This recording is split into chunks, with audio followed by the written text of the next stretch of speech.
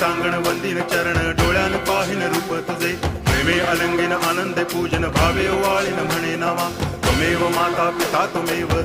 बंधुश्च सखा त्वमेव विद्या द्रविणं त्वमेव सर्वं मम देव कायेन वाचा मनसेन्द्रियैर्वा बुद्ध्यात्मना वा प्रकृति स्वभावात् करोमि यद्यत् सकलं परस्मै नारायणायति समर्पयामि अच्युतं केशवं रामनारायणं कृष्णदामोदरं वासुदेवं हरि श्रीधरं